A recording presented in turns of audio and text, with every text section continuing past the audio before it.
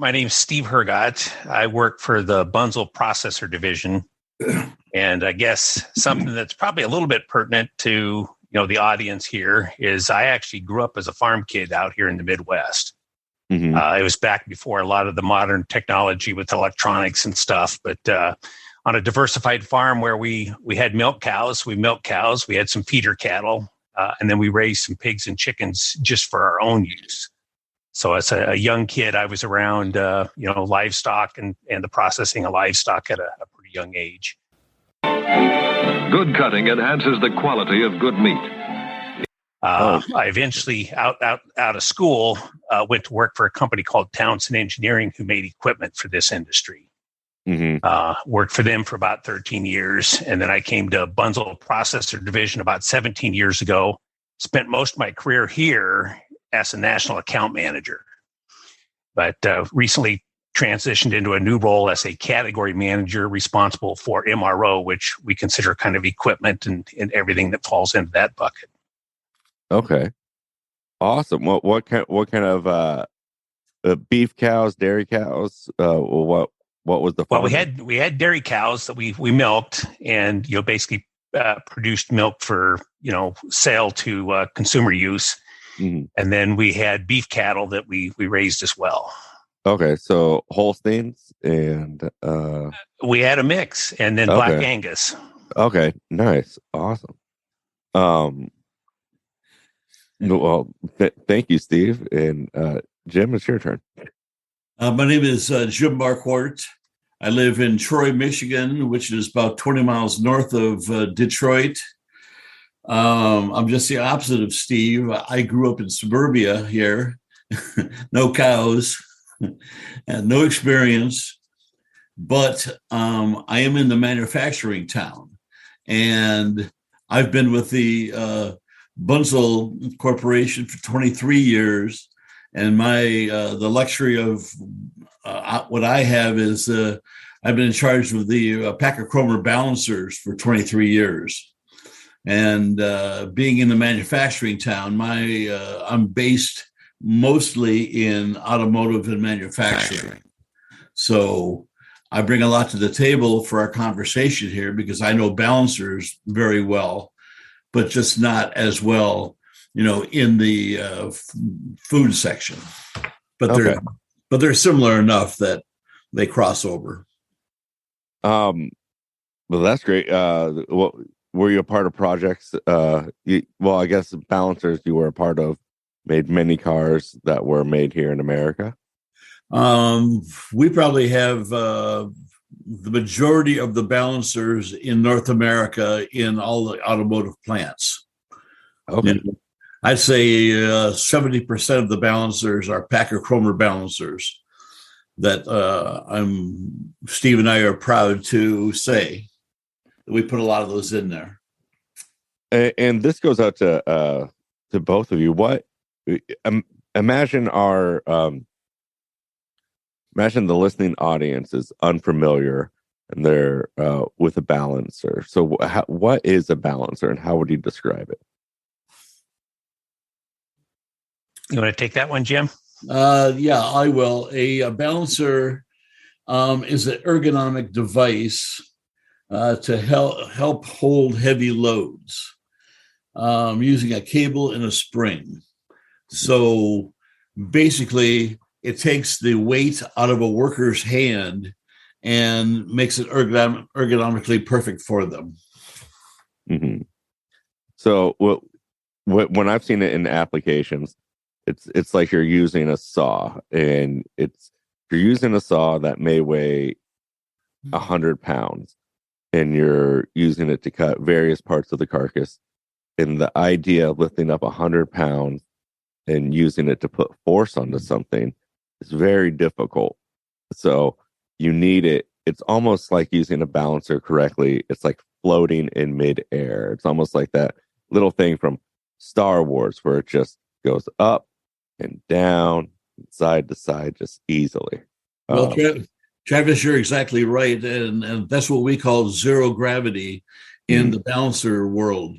And you try to tune the balancer to the weight of the saw or the weld gun or whatever you're trying to balance. And then the worker has no weight on their hands whatsoever.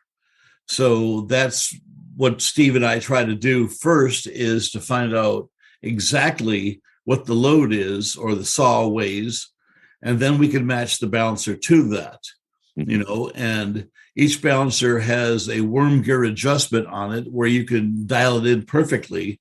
So it will stay right where you want it, or you can have a little retraction with a little upward lift on the spring, and it will retract up out of the way. But you can have it however you choose.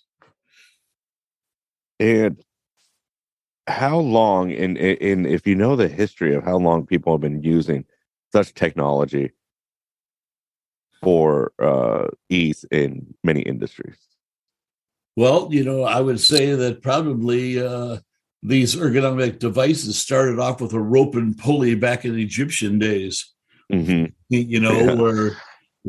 they had a big rock on the end of a rope, and they could counterbalance something.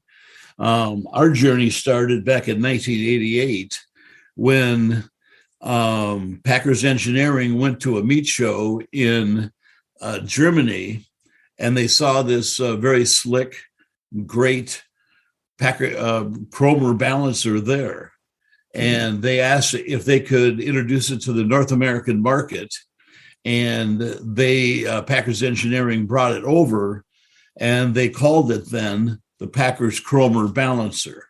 And that's where it started back in 1988. And it was handling all of the meat facilities back then, or being introduced to that. But a person that worked at Packers Engineering named Dave Cook introduced it to the national market and said, can I take it to all the automotive plants too? So that's how that got introduced to that market back in 1988. So that's kind of the history of how it came to us. And now we've taken it a step farther and introduced a brand new balancer called the Inox balancer that is geared towards the food industry, being that it's unpainted, and all of the metal parts that are exposed are all stainless steel. So Steve knows more about, the food industry aspect of that than I do. But Steve, it seems like an easy sale when you go to a place to talk about ergonomics. Are you finding that? Yeah, if somebody indeed has a tool with some weight that they're having to use in the production environment, it becomes fairly easy to convince somebody that if they could move to a life where the weight of that tool was, like Jim said, zero gravity, virtually weightless, it's a pretty compelling case to be made. And then the only thing becomes, at some point you've got to spend some money to get that device, justifying that, which there's a variety of ways to justify it. Some of it is not only in the ergonomics and preventing injuries and things of that nature, but it really just helps you to do your job better. So you can be more productive, more efficient, having a tool that virtually weighs nothing in your hands versus something where you're having to work pretty hard all day long to try and maneuver that tool. Yeah, I was recently at a plant, let's call it Plant X, and they were using a cradle style system, and instead of a brisket saw or a 404 on a balancer or anything like that, the guy pulls out a cleaver and starts breaking the brisket with a cleaver. He was inches away from another guy's head, and it just it gave me anxiety. Yeah. And we're like, what about bone chips? And they're like, yeah, whatever. So I guess you can't put a balancer on a cleaver, but even just something as simple as a 404 well saw, which weighs around 40 pounds, you pick that up, 40 pounds or 40, 50 times a day, your arms are going to be sore. Yes. And that's the thing. So my first job in the meat industry was 15 years ago, and I was working on a harvesting floor, and I was using a Jarvis Buster, and every 2.5 minutes I'd have to use that split saw. And yeah, it was it made it so easy. Like I couldn't imagine doing it without that piece of equipment. Yeah. And then talking about the ergonomics of it, I view it as, right now we all hear the same thing, that staffing is a very big issue. So you want to do stuff to keep your staff around, which means reduce the risk of repetitive use injuries and possible mistakes, especially from handling heavy equipment. There's, I always say there's two things that could go wrong. There's equipment error and human error, but the more you can eliminate both of those, the better for longevity. Agreed. Are you finding smaller plants finding the benefits of well, I guess it's more of a statement. If you are a smaller plant, the benefits of using one of these would be immensely, in the sense that the labor you do have won't be overworked. And I'm hoping that's a true statement, Steve. Yes, that would be a very accurate statement, Travis. Okay. Yeah. Awesome. And then what would you say that what's the routine maintenance on these guys? Well, the maintenance on the balancers generally is a weekly inspection of the cable.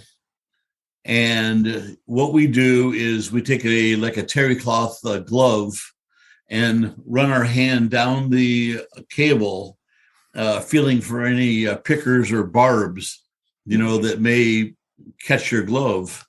And that is telling you that the cable is beginning to break and that you better do something about it, because it won't be long and it's going to break. So preventive maintenance basically is checking the cable and making sure that the hanging suspension on the top that holds the balancer up is free to move and turn and follow the worker down below.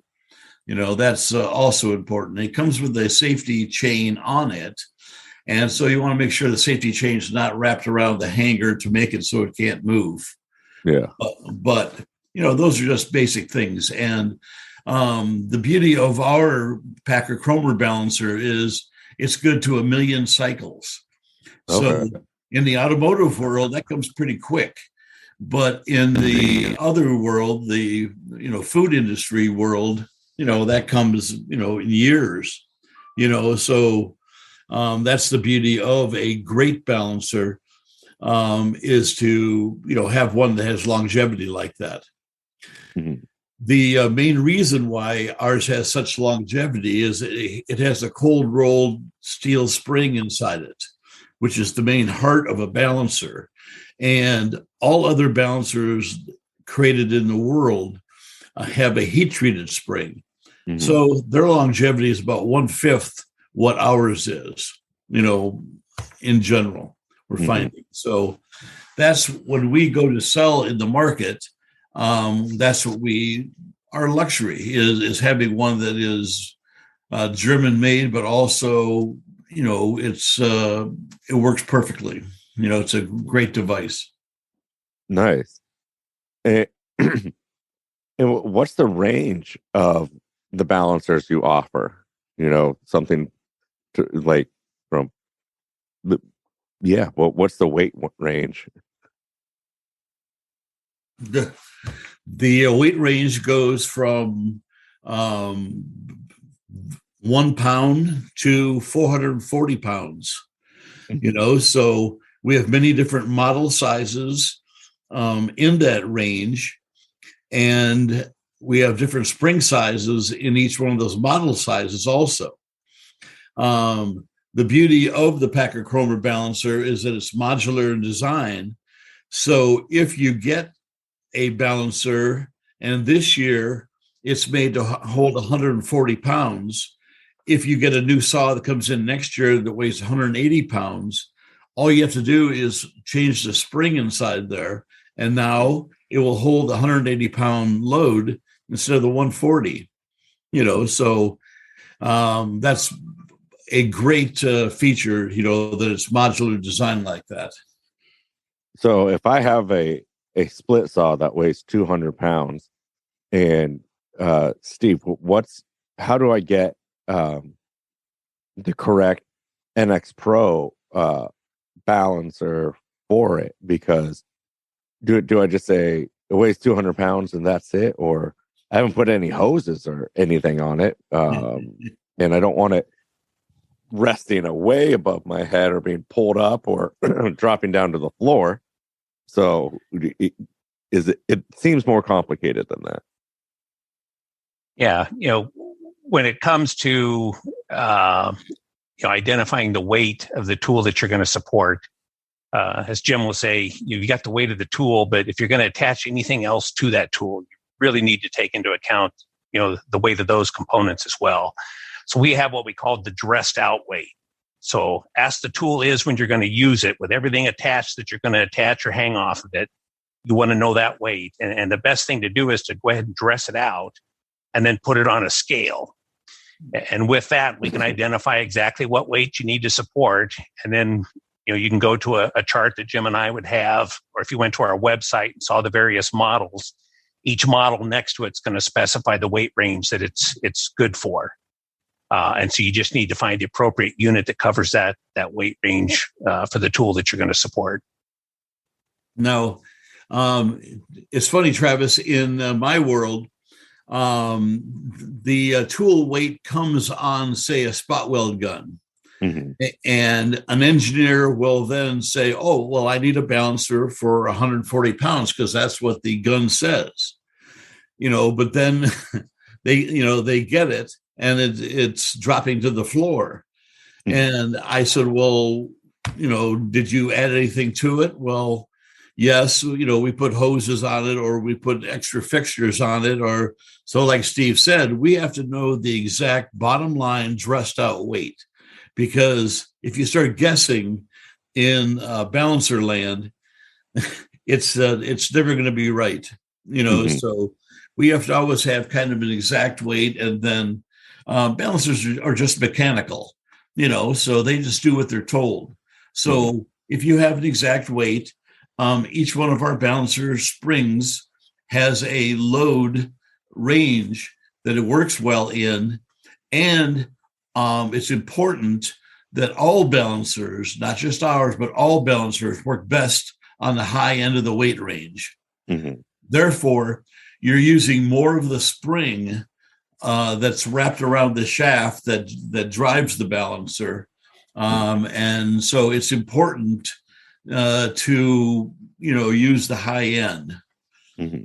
Because if you use the low end, sometimes we have safety detents that are on our springs, and they will come out and make the balancer so it doesn't work.